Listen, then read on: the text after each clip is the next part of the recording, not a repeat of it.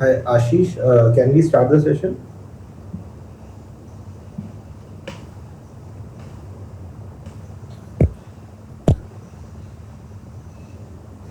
Ashish, am I audible to you? Yes, sir, you are audible. Yes, sir, you are audible. Can we start the session? Sir is waiting. Okay. Anushriti, please Anushriti, start. please start. Yes, yes. So, am I audible to everyone? Yes, ma'am. Yes, ma'am. Okay. And has our mentor, Justice Sujay Paul sir, has joined? Yes. Yes, sir. Okay. So, good afternoon, everyone. My name is Dr. Anushri Jamdar. A few of you know me that I am also your co-mentor. And some of those who you don't know me, I am a doctor by profession.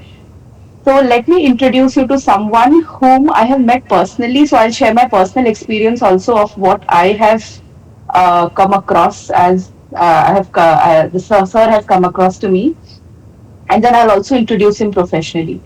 So I met Sir for the first time, I think just a few days back when I was treating one of my patients, and Sir was my patient's friend.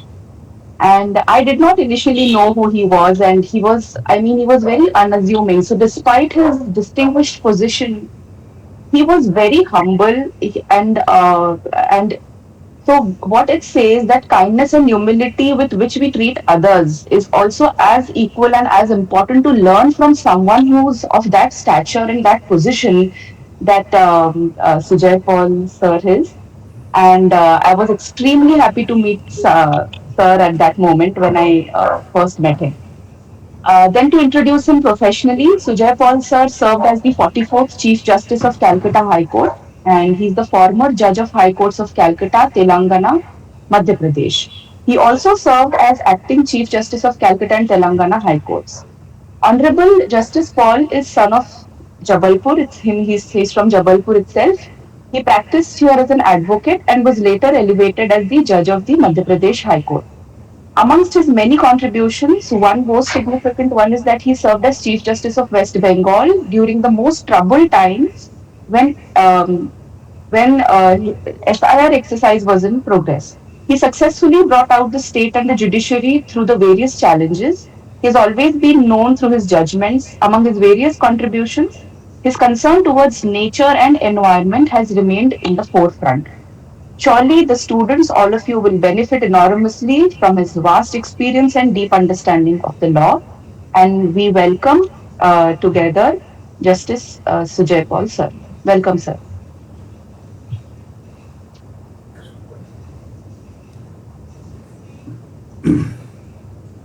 Thank you, Dr. Dhanushri. Namaskar to all of you, to all the participants. Very good afternoon. Today's topic is urban green spaces, heritage protection in India.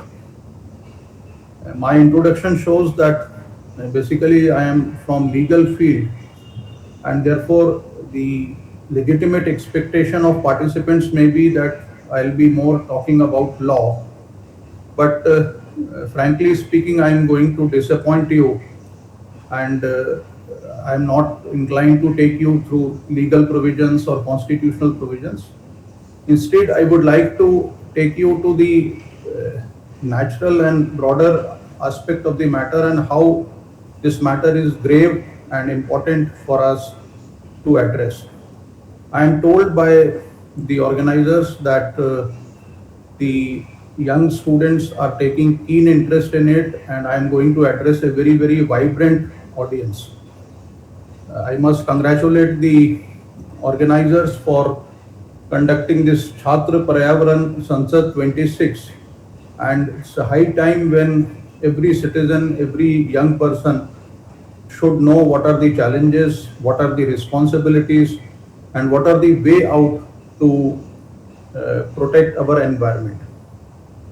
Before coming to the subject, I'll take you to a little past when all of us have seen the days of COVID. Coincidentally, at that point in time, I was the administrative judge of the Indore bench of our High Court, and Indore was the hot seat. The maximum number of deaths had taken place in Indore, my neighbor, women judge, also died during COVID at Indore. During COVID, when first wave of COVID came, I was a judge and was posted at Jabalpur, and my bungalow was at Dumna Road. So during lockdown, I used to go for cycling, and you may believe me or not, in the main road of Dumna, that is there is a crossing, it is called Nehra Chowk. I found huge herds of deers, peacocks, and even snakes, pythons. My residence, the bungalow A8, was at a place where on the premises, on the backside of my premises, we could dig a pond kind of small well kind of thing, and we used to pour water in that, and a sizable number of deers used to come to my premises to the boundary wall to drink water. But what was very interesting, that during that time the animals were reclaiming their land, and you must have seen videos of birds and animals there, that during lockdown they are walking on the airstrips, on the airports. The birds with their family are moving there. They were reclaiming the land from the encroachers, that is human being. The question which came in my mind, that what is special about COVID? The human being suffered many such attacks on their health like plague.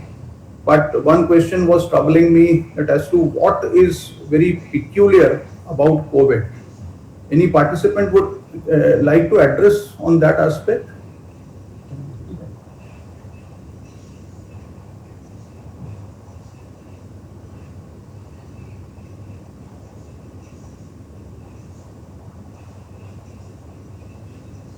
I would like to keep this session interactive, not totally based on one-sided lecturing.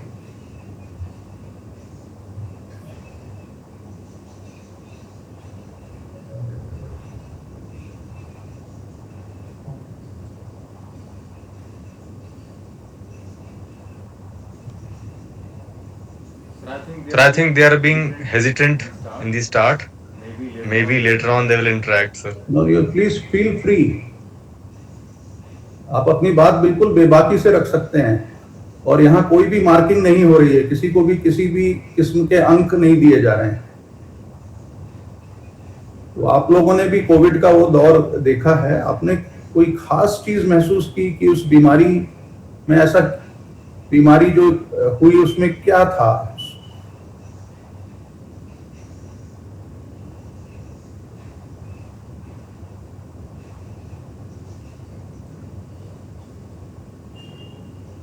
Anyone, please? Go ahead. Go ahead. ठीक है, मैंने जो सोचा, जो मेरे मन में विचार आया, मैं सोचता हूँ वही मैं आपके साथ शेयर करूँ।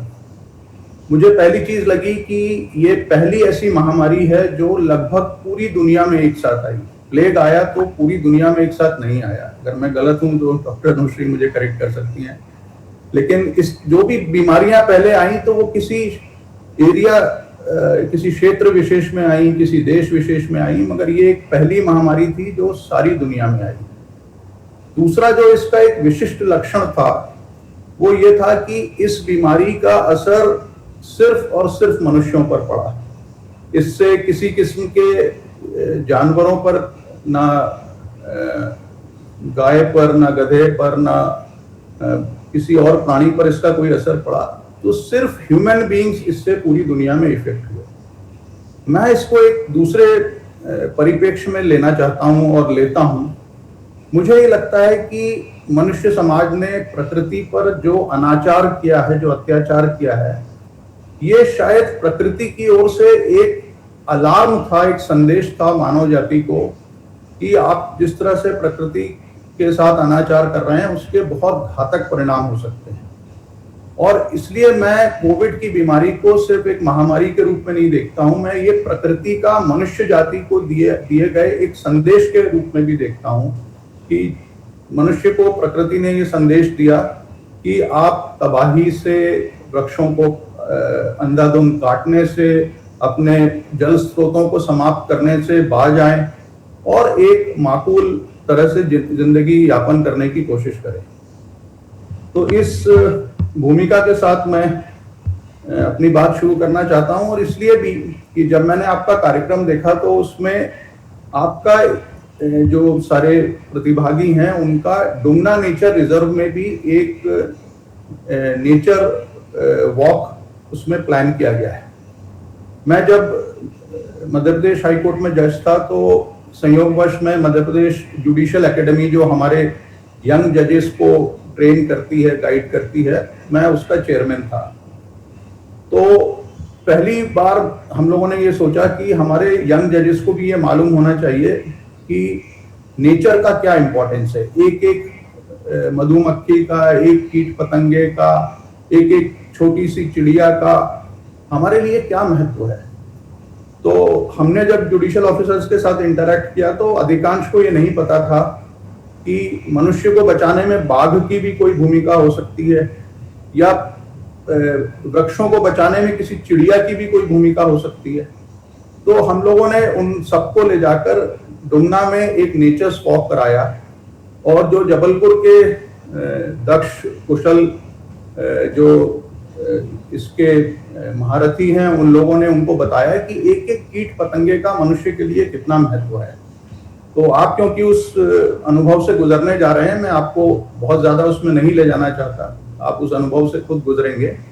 मगर दो छोटी छोटी बातें कहना चाहता हूं कि अगर आप पढ़ेंगे तो आप पाएंगे कि ये जो पॉलिनेशन होता है, परागण होता है, इस परागण में चिड़िया का, छोटी छोटी चिड़ियों का, हमिंग बर्ड्स का बहुत इंपॉर्टेंस होता है। हमिंग बर्ड एक फूल का नेक्टर पीने के लिए अपनी लंबी चोंच को उस फूल में प्रवेश कराती है, और उसी की चोंच में और उसकी गर्दन पर, उसके मुंह पर उसके पराग के कण लग जाते हैं। फिर वो जब दूसरे फूल में जाती है और यूं प्रकृति में जब विचरण करती है तो वो परागण, वो जो पराग के कण हैं वो दूसरे दूसरे जगहों पर पहुंचते हैं और उससे नए पौधों का, नए फूलों का सृजन होता है। तो एक पक्षी का इतना ज्यादा इंपॉर्टेंस है।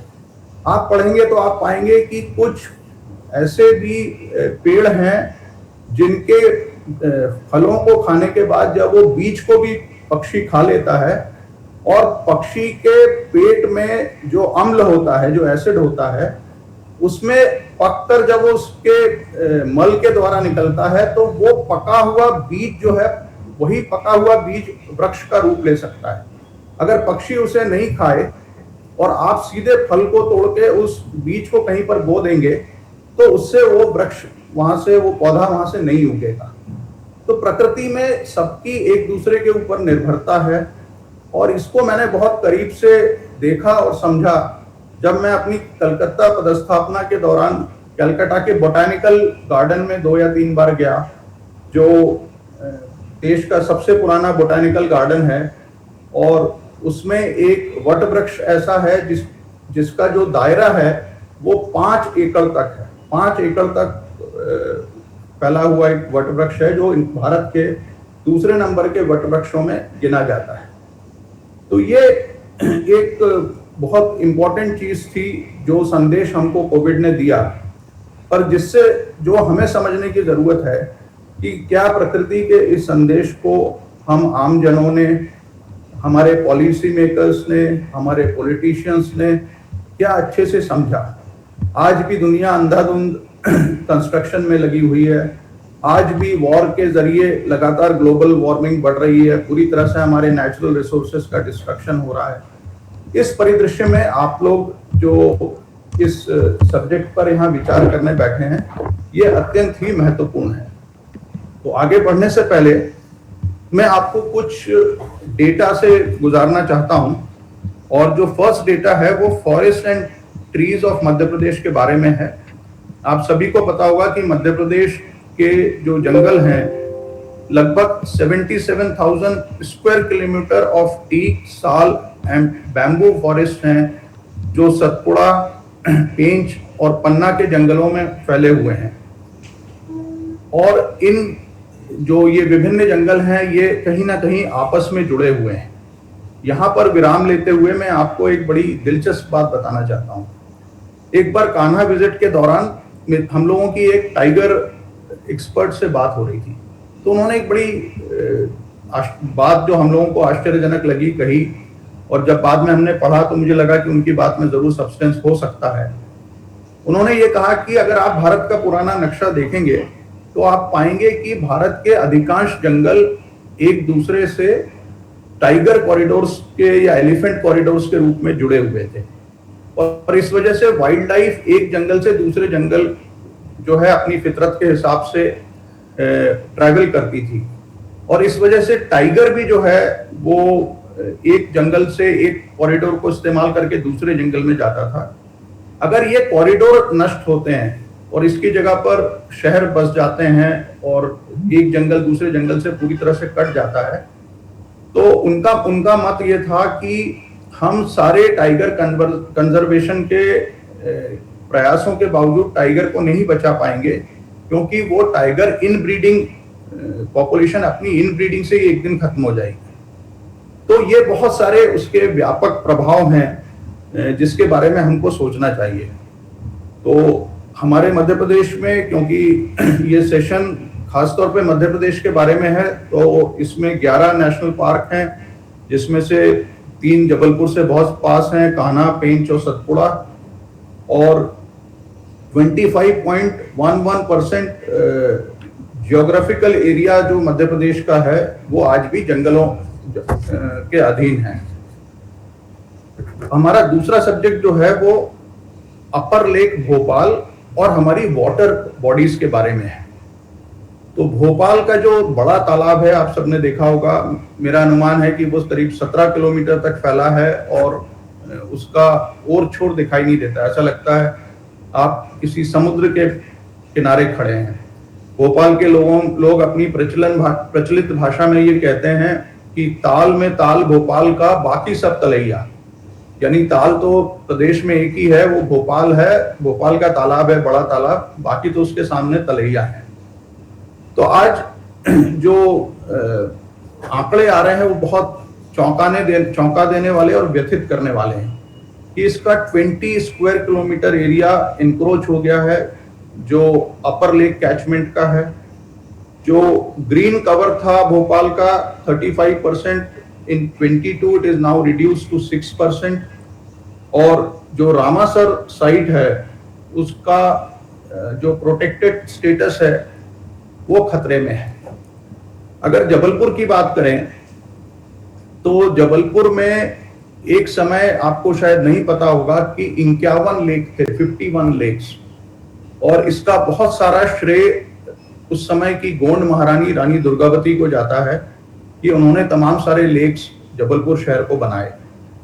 और आज बहुत सारे मोहल्ले हैं जिनका नाम तालाब के नाम पर है, वो हैं मसलन भंवर ताल, मढ़ा ताल, हाथी ताल, और आप वहां जाते हैं तो तालाब का कोई नामो निशान नहीं मिलता है। ये दरअसल किसी समय तालाब थे और तालाब के शव पर आज ये सारी पॉपुलेशन वहां पर रह रही है। मैं जब वकालत में था तो मुझे याद आता है कि एक जनहित याचिका में एक पक्षकार एक ब्रिटिश टाइम का गैजेट नोटिफिकेशन लेकर आए थे 1925 का, और ब्रिटिशर्स अपने एरिया और जहां पर भी वो काम करते थे उसको मेटिकुलसली रिकॉर्ड करने में बहुत दक्ष थे और उनके समय ये बहुत प्रचलित था।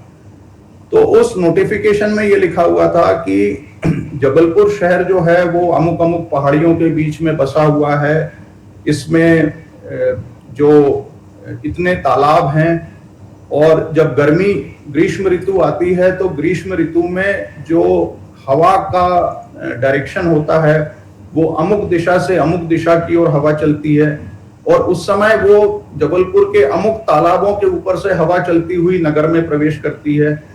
शीतकाल में उसकी दिशा कुछ और होती है, तब वो इन दूसरे तालाबों के ऊपर से होती हुई नगर में प्रवेश करती है। इसी तरह से बारिश में वो किस तरह से प्रवेश करती है। And because of these lakes, उसमें लिखा था आखिरी में कि Jabalpur is a inverted commas no fan station, यानी जबलपुर में पंखा चलाने की भी आपको आवश्यकता नहीं है इन वाटर बॉडीज की तरह से। और इसी तरह की बातें, इसी तरह का बहुत सारे जो हमारे शहर थे वहां पे तालाब थे, जो तालाब धीरे धीरे आज खत्म होते जा रहे हैं। पानी के पीने के पानी का संकट आ रहा है, और जो एक दूसरा संकट आ रहा है कि जो हमारा ग्राउंड वाटर है, जो पहले मुझे याद है कि मदन महल में जहां मेरा एक पहले निवास था, वहां 22 फुट पे पानी था, और आज वहां 150-200 फीट पे भी ग्राउंड वाटर में ट्यूबवेल के लिए पानी मिलना मुश्किल है। तो पानी के महत्व को बहुत अच्छे से समझा गया। और मुझे याद आता है कि अकबर के जो 9 रत्न थे, उसमें उनके एक सेनापति थे, उनका नाम था रहीम। और रहीम सेनापति के साथ साथ अच्छे पोएट भी थे। रहीम के दोहे आज भी हम लोगों को तो कम से कम कोर्स में पढ़ाए जाते थे। तो रहीम ने उस समय कहा था कि रहीमन पानी राखिए, बिन पानी सब सून, पानी गए ना उबरे, मोती मानस चून। तो पानी के बिना ना मोती हो सकता है, ना मनुष्य हो सकता है, ना चूना ही पक सकता है, पुताई के लायक हो सकता है। तो इतने पहले पानी के महत्व को हमारे देश में समझा गया।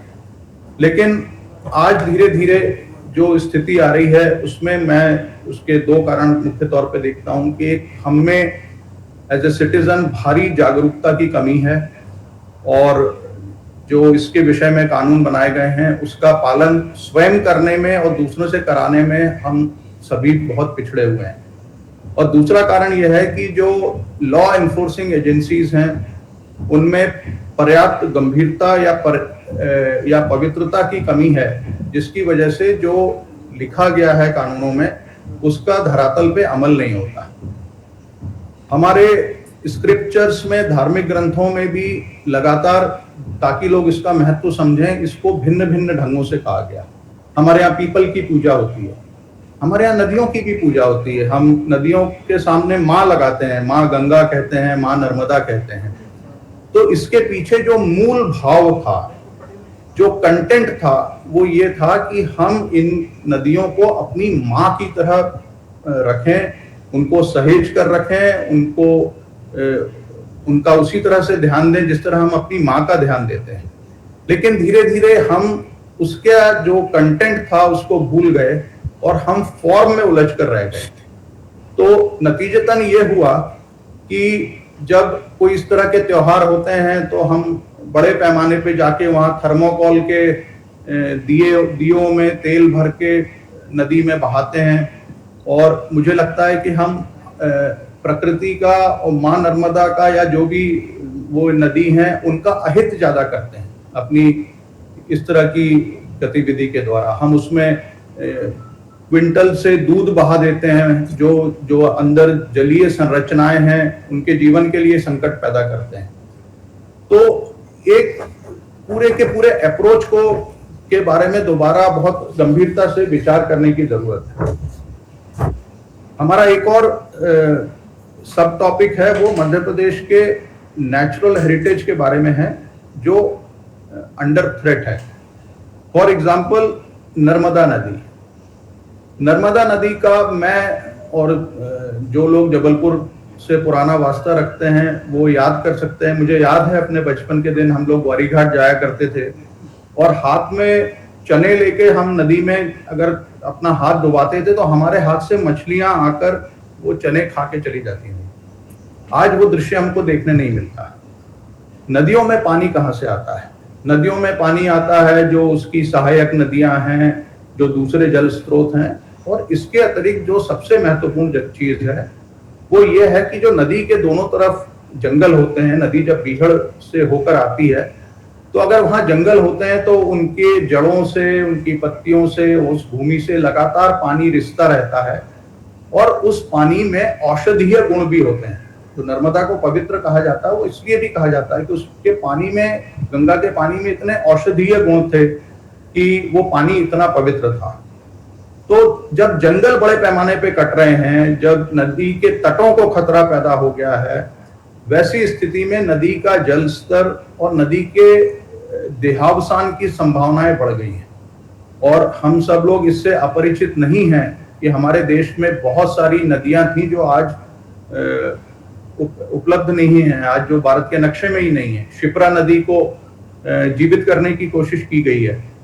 तो ये एक बहुत बड़ा अवेयरनेस से जुड़ा हुआ मामला है, जिसमें लोगों को ये मालूम होना चाहिए कि एक नदी के जीवित रहने के लिए क्या क्या फैक्टर्स हैं, उन्हें भी जीवित रखना उतना ही जरूरी है।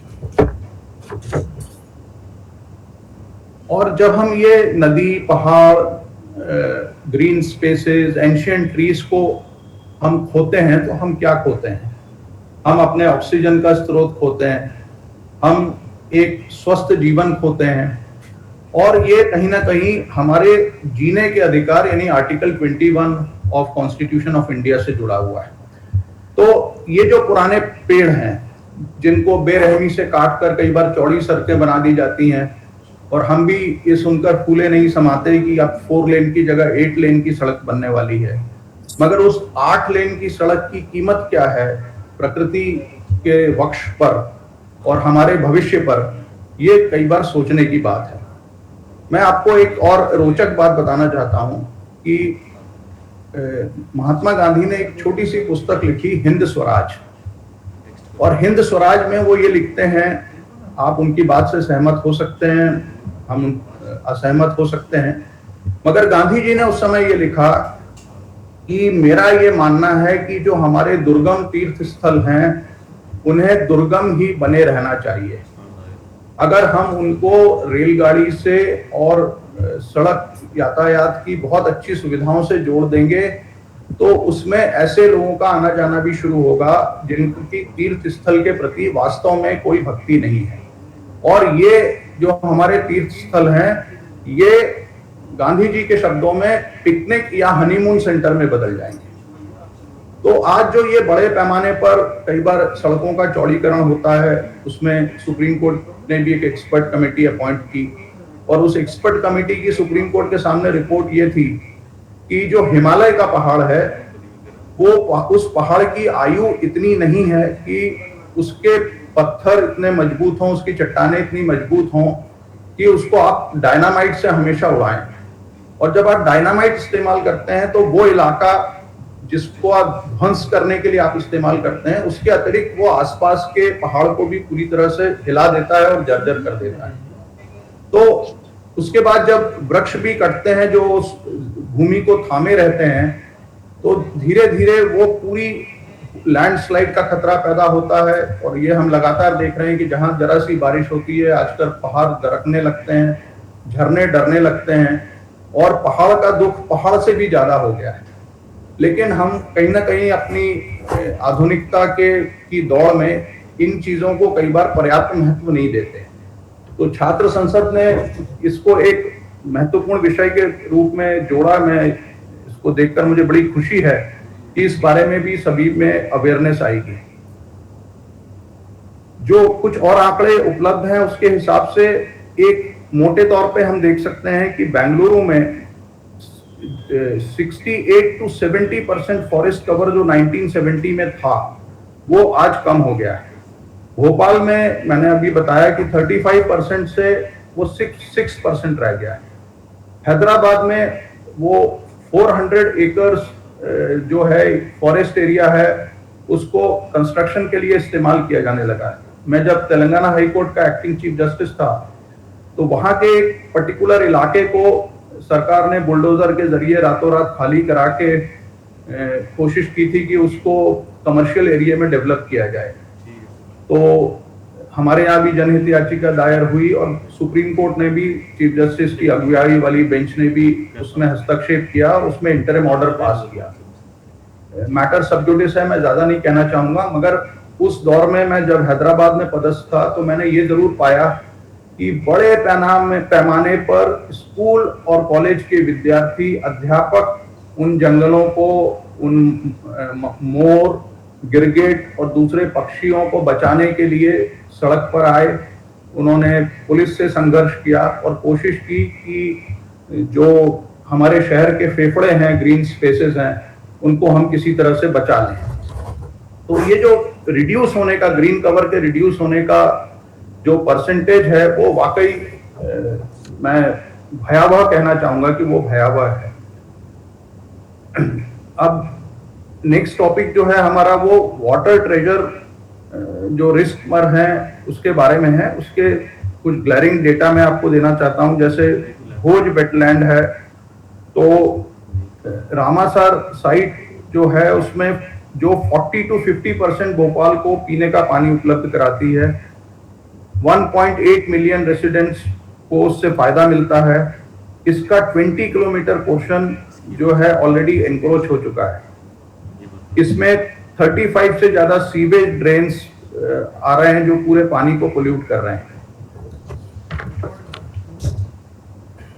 इन सब चीजों को प्रोटेक्ट करने के लिए मध्य प्रदेश में आमतौर पर 4 स्टैट्यूटरी प्रोविजंस हैं। एक है एमपी वृक्षों का परिरक्षण नगरीय क्षेत्र अधिनियम, एक है एमपी नगर तथा ग्राम निवेश अधिनियम, एमपी म्युनिसिपल कॉरपोरेशन एक्ट और भूमि विकास रूल्स।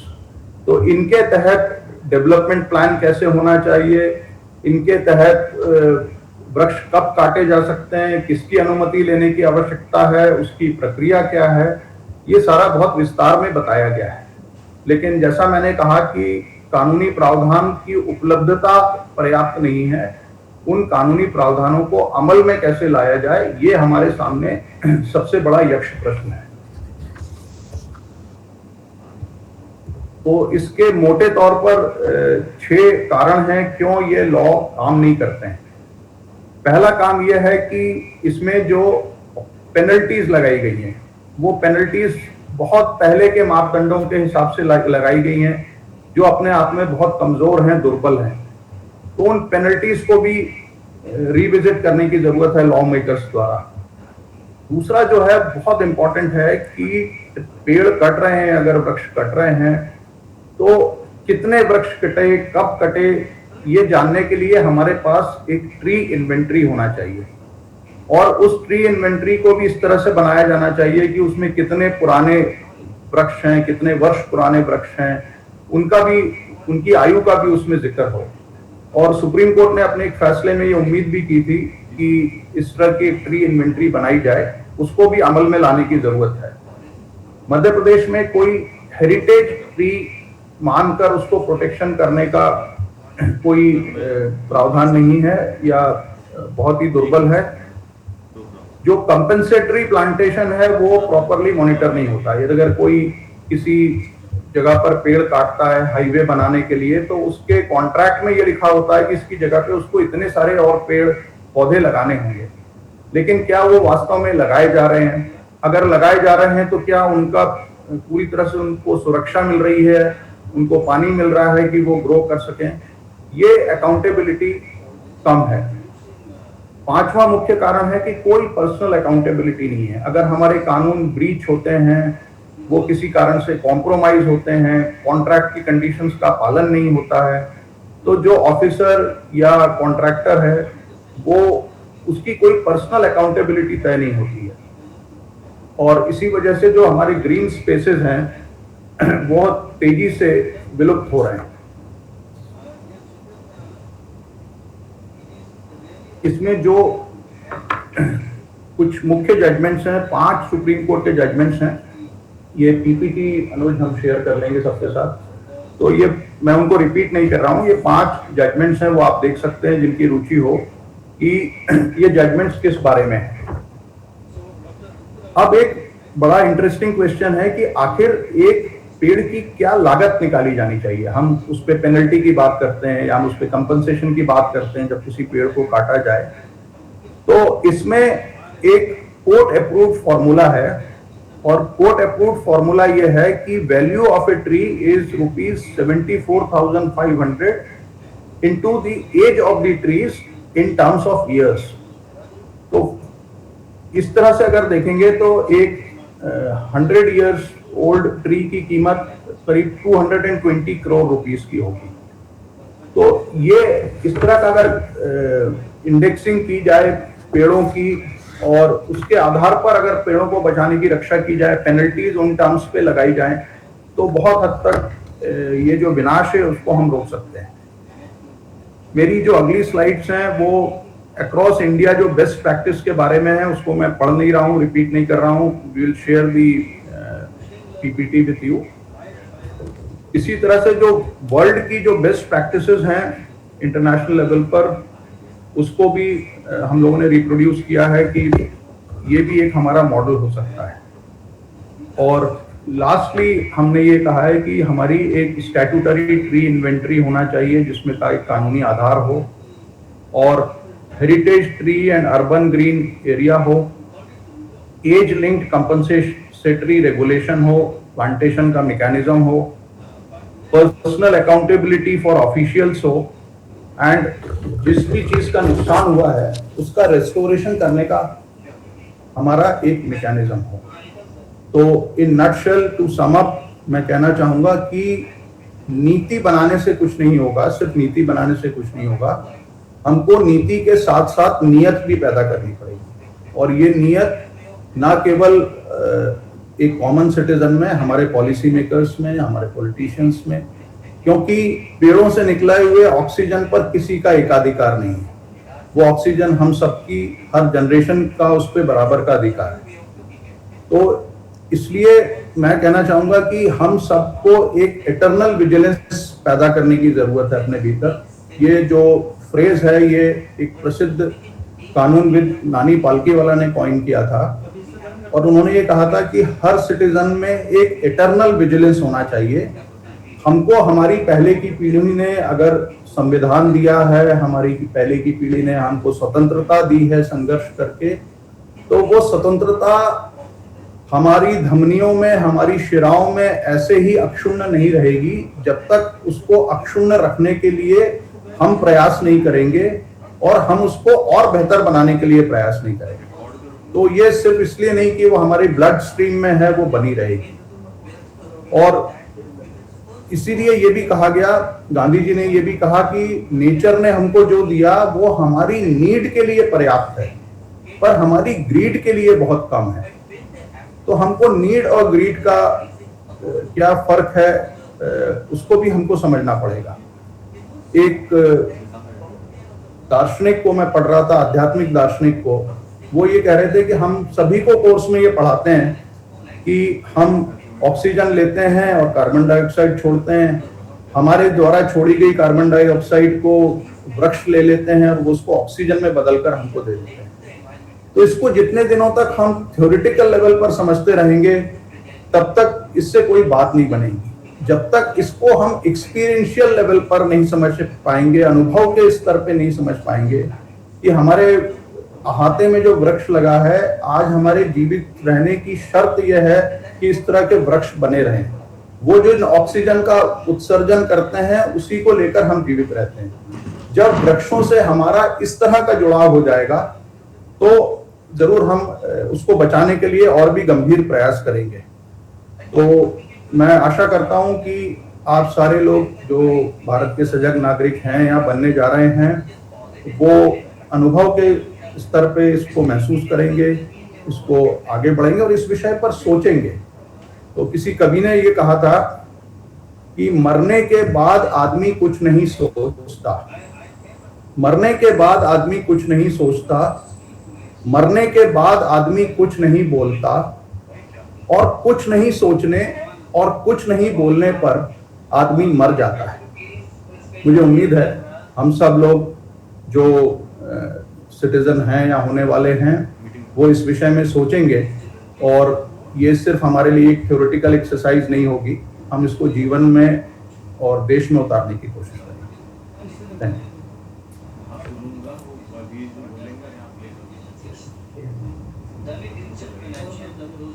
धन्यवाद सर, बहुत ही सुंदर आपने उदाहरण के साथ और आपकी पर्सनल जो एक्सपीरियंस रहे उसके साथ आपने सारे बच्चों को इससे अवगत कराया। आशीष जी, आप आगे लेके जाएंगे। आशीष जी।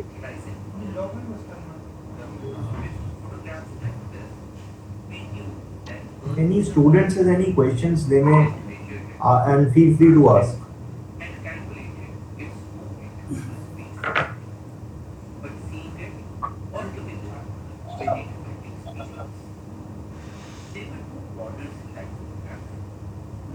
कोई क्वेश्चंस नहीं है किसी के, किसी को कुछ पूछना है?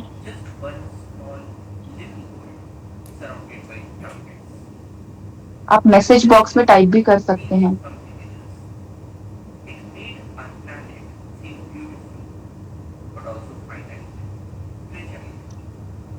Thank you. I think if the children would have questions, Dr. Anushri, they can send across those questions to you, and then we may request for answers to them. Sure. Thank you so much, sir, for sparing time for us. It was really enlightening listening to you, sir, and we will continue to trouble you in future whenever we are in need of this intellectual property which you have the wealth of. So thank you for sparing time on a Sunday afternoon. For all the rush, we know that you've been very engaged lately. Anushri, can you please request for permission to close the session in that case? Thank you. Yes. Thank you, sir. Thank you so much. And so we officially close this session now. Thank you.